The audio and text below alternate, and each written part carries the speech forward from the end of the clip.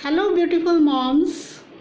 Myself, Akash Kamboj, a spiritual healer, and as I promised you that today I will tell you how to heal ourselves. अपने आप को heal कैसे करें? So guys, nowadays we have so much work.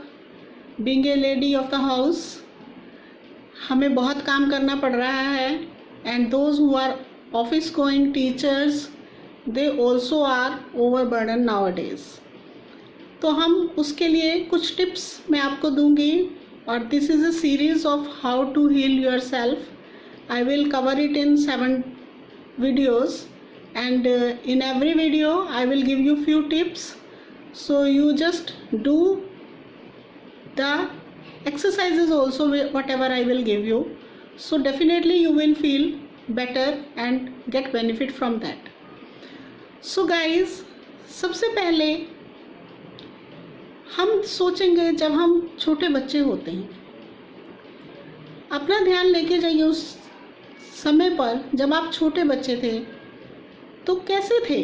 How are you, कैसे थे आप? बहुत खुश रहते थे, कोई चिंता नहीं थी, कोई तनाव नहीं था, हंसते थे तो सारा घर हंसता था और रोते थे तो सारा घर परेशान हो जाता था कि क्या हुआ इसको, वाई क्राइंग. सो उस वक्त की वो जो फ्रीडम थी धीरे धीरे उम्र बढ़ने के साथ साथ कहीं खो गई. हम बच्चे से बड़े हो गए, थोड़े से बड़े, स्कूल में पढ़ाई का स्ट्रेस, जो बच्चे अच्छे थे पढ़ने में दे गॉट गुड मार्क्स, और जो थोड़ा एवरेज थे उनको स्ट्रेस मिला, टीचर्स की बातें सुननी पड़ी. समटाइम्स ऐसा होता है कि कुछ बातें ऐसी होती हैं जो हमारे मन में घर कर जाती हैं, इम्प्रिंट हो जाती है. दैट इज़ कॉल्ड इम्प्रिंट होना. इम्प्रिंट हो जाती है हमारे मन में, भर जाती हैं, वो कभी जाती नहीं है. तो ऐसे ही जब हम स्कूल टीनेज में आते हैं, टीनेज में बहुत सारी ऐसी बातें होती हैं गर्ल्स के साथ स्पेशली, जो पूरे मन में, हमारे दिमाग में, हमारे ब्रेन में इम्प्रिंट होती हैं. हम किसी के साथ शेयर नहीं करते वो. कई बार वो कोई दुख होता है, कई बार स्ट्रेस होता है, कई बार कोई ट्रॉमा होता है, लेकिन हम फैमिली में किसी के साथ डिस्कस नहीं कर सकते. ऐसी कुछ बातें होती हैं. फिर उसके बाद जब व्हेन वी गॉट मैरिड, तो उसके बाद एक स्ट्रेस फिर से आता है हमारे ऊपर. एक नई फैमिली में एडजस्ट करना, सब नए रिश्ते हैं और हमें फील होता है कि हमें कोई लुक आफ्टर करने वाला नहीं है. सो this is the difficult situation. धीरे धीरे हम अपने आप को इग्नोर करना शुरू कर देते हैं. We start ignoring ourself, और वो इग्नोरेंस, हमारी अपनी इग्नोरेंस हमारे ही अंदर भरती चली जाती है, जो हमें नेगेटिविटी की ओर लेके चली जाती है. कैसे चले जाते हैं हम नेगेटिव? इतने नेगेटिव कैसे हो जाते हैं जब हम बिल्कुल एक फ्रीडम के साथ रहते थे और after marriage we changed a lot. Sometimes किसी की कही हुई बात बुरी लग जाती है, समटाइम्स किसी के कंपटीशन में आ जाते हैं हम, समटाइम्स हम किसी की बातों पे खरे नहीं उतरते हैं. तो ये सब चीज़ें जो लोग कहते हैं हमारे लिए, हमारे मन में धीरे धीरे वो भरती चली जाती है. और फिर हम खुद ही सोचने लग जाते हैं, मैं बहुत चिड़चिड़ी हो गई हूँ, मेरी कोई बात नहीं सुनता, I am not capable to do anything properly, है ना. मैं सबके लिए तो बहुत कुछ करती हूँ लेकिन मेरे लिए तो कोई कुछ नहीं करता है. तो मैं कोई डिसीज़न नहीं ले सकती हूँ घर में. Nobody listens to me, not even my kids. मैं सबकी रिस्पेक्ट करती हूँ लेकिन मुझे कोई रिस्पेक्ट नहीं देता. सो इस तरह की बहुत सारी बातें हैं जो हम अपने लिए सोचने लगते हैं कि मैं किसी काबिल नहीं रही, या मेरी लाइफ बदल गई, या अब मेरी लाइफ में इस घर के सिवा और कुछ नहीं है.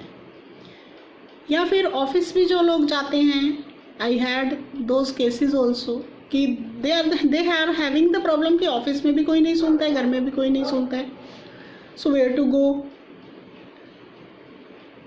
सो इस बात को लेके जब हम खुद से बोलना शुरू करते हैं कि मेरी को कोई नहीं सुनता, मीन्स हम अपना क्रिटिसिज्म कर रहे हैं, सेल्फ क्रिटिसिज्म। मैं मोटी हो गई हूँ इसलिए शायद मेरे पे कोई ध्यान नहीं देता, है ना। मैं आउट गोइंग नहीं हूँ, मुझे अच्छे से इंग्लिश में बात नहीं करना आता इसलिए शायद मेरे पे कोई इतना ध्यान नहीं देता है। सो इस तरह की बहुत सारी बातें हमारे मन में बैठती हैं और धीरे धीरे हम उन बातों को लेके सबकॉन्शियस माइंड में जब ये बातें जाती हैं तो सबकॉन्शियस लेवल पे वो अंदर ही अंदर हमारे ब्रेन में वो चलती रहती हैं एंड स्लोली ग्रेजुअली आपको पता भी नहीं चलता है कब वो एक स्ट्रेस बन जाता है और उसके बाद धीरे धीरे जब अगर आप उस स्ट्रेस से नहीं बाहर आते हैं तो that turns into the depression. So ऐसे केसेस मेरे पास आते हैं। So I always deal with them very nicely और वो लोग बहुत जल्दी रिकवर भी होते हैं। सो सबसे पहले हमने क्या करना है, इन चीज़ों को डील करने के लिए अपने आप को बदलना है। We have to change ourself. कैसे बदलेंगे अपने आप को? How we have to change ourself. आप सोचिए, अपनी एक वो अचीवमेंट सोचेंगे जो आपको कॉलेज टाइम में या स्कूल टाइम में आपने कभी हासिल की हो। Think about those times. उस समय के बारे में सोचेंगे कि हमने क्या अचीव किया था, तो कैसा लगा था आपको, तब कितना प्राउड फील हुआ था आपको। सो अब ऐसा क्या है, क्या कमी है आप में? कुछ नहीं है। सो उस समय को सोचते हुए थोड़ी देर ध्यान से सोचेंगे उस समय के ऊपर and then again think upon yourself. अभी के समय में सोचिए कि व्हाट इज़ देयर, क्या चीज़ है ऐसी जो आपको अब परेशान कर रही है। So you have to change that. वो एनर्जी, वो पावर हमारे अंदर ही होती है जो लोगों की बातों से दब जाती है। हमारे अंदर की पावर धीरे धीरे दब जाती है, हम उसको इग्नोर करते हैं, सेल्फ पावर को। जब हम उसको इग्नोर करते हैं तो हमारी बहुत सारी इमोशंस अंदर ही अंदर इमोशंस सुप्रेस होने लगती हैं। कैसी इमोशंस? कोई प्यार नहीं करता, दिस इज़ ए इमोशन। रोना बहुत आने लग गया है, दिस इज़ ए इमोशन। लेकिन हम किसी के सामने रो भी नहीं सकते हैं। जो हम इमोशंस को फिर धीरे धीरे क्या करते हैं, अपने ही अंदर दबाने लगते हैं, सुप्रेस करने लगते हैं। जब हम अपनी इमोशंस को गाइस सुप्रेस करते हैं तो हमारे शरीर के अंदर बहुत सारी बीमारियां लगती हैं। तो ये बीमारियां धीरे धीरे हमें और हमारी बॉडी को बहुत वीक बना देती हैं। हम बहुत चिड़चिड़े हो जाते हैं। जैसे हाइपर एसिडिटी है, इमोशंस को सप्रेस करने से ये बीमारी लगती है। हाइपरटेंशन है, ये भी इसीलिए हो जाता है कि हम बहुत ज़्यादा सोचते हैं और किसी से नहीं कहते हैं, स्ट्रेस लेने लगते हैं। और यहाँ तक बहुत क्रोनिक प्रॉब्लम्स भी आती हैं।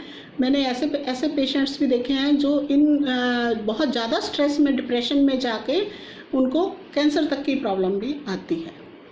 तो ये सब इमोशंस को सुप्रेस करने की वजह से होता है। So never suppress your emotions girls. तो क्या करना है उसके लिए?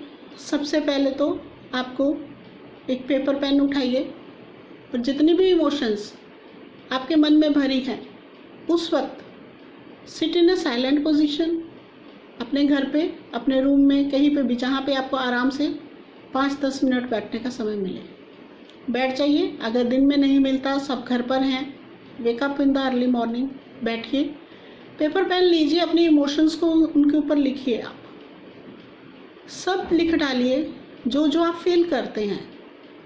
Do this exercise. उसके बाद उन सारी इमोशंस को जो आपने पेपर पे उतारी हैं और उस वक्त जब आप लिख रहे हैं, if you are crying and wants to cry then cry, तब रोइए। बहुत रोना चाहते हैं, बहुत रो लीजिए, इट्स ओके। क्योंकि हमें वो रिलीज़ करना है, वो इमोशंस को हमें रिलीज़ करना है। जिस तरह का भी इमोशन बाहर आ रहा है, अगर आपको गुस्सा आ रहा है तो आप उस समय कुछ बड़बड़ा सकते हैं इफ़ यू वांट टू। तो आप सब चीज़ें कर सकते हैं। रोना चाहते हैं रोइए, गुस्सा करना चाहते हैं गुस्सा कीजिए, कुछ स्क्रिबिंग करना चाहते हैं स्क्रिबल कर दीजिए पेपर पे, there is no problem. Pillow fight कर सकते हैं, पिल्लो पे घूंसे मार सकते हैं। हमें क्या करना है, अपनी इमोशन को बाहर निकालना है, बट उस वक्त आप अकेले रूम में होना चाहिए। इस एक्सरसाइज के बाद जो भी आपने लिखा है उसको टुकड़े टुकड़े करेंगे, फाड़ेंगे उसको, और या तो आप उसको अपने डस्टबिन में डालिए या फिर उसको बिल्कुल ही आप किसी बर्न कर दीजिए, किसी जगह घर पे किसी गमले में बर्न दैट पेपर, तो you will feel very much better. तो ये छोटी सी एक्सरसाइज है, ट्राई टू डू दिस और अपनी इमोशन को रिलीज़ कीजिए। सबसे इम्पॉर्टेंट है इमोशन को रिलीज़ करना। So this is the today's exercise, how to release the emotion. Next उसमें मैं आपको बताऊंगी कि how to raise your vibration up. तो अभी लास्ट में I will give you a few tip how to clean your negative energy, how to clean negative energy from your house. उसके लिए छोटा सा टिप है, टेक द सॉल्ट, आप black salt ले सकते हैं, रॉक सॉल्ट ले सकते हैं। उस सॉल्ट को आप उसमें थोड़ा लौंग एंड काली मिर्च आप पीस कर उसको मिला सकते हैं उसमें।